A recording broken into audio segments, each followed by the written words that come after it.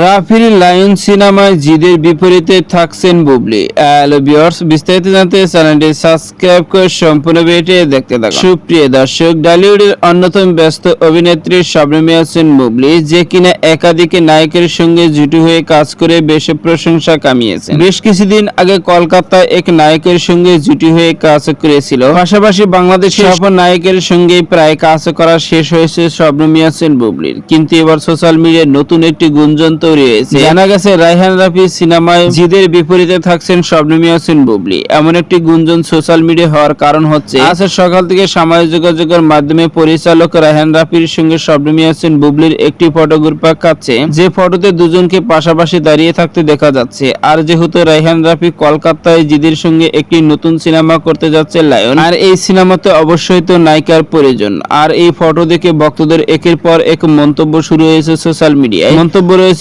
পরিচালক রায়হান রাফি তাহলে অবশেষে বুবলিকে নিয়ে জিদের বিপরীতে সিনেমা কাজ করতে যাচ্ছেন, এমন সব একাধিক মন্তব্য শোনা যায় সোশ্যাল মিডিয়ায়। সুপ্রিয় দর্শক, শবনম ইয়াসমিন বুবলি এমন নায়কের সঙ্গে কাজ করলে আপনাদের কেমন লাগবে জানিয়ে দিন আপনাদের মূল্যবান মতামতটুকু ভিডিওর কমেন্ট বক্সে। ভিডিওটি ভালো লাগলে একটা লাইক দিন। নিত্য নতুন ভিডিও আপডেট পেতে চ্যানেলটি সাবস্ক্রাইব করুন। অসংখ্য ধন্যবাদ প্রভিডিও উপভোগ করার জন্য।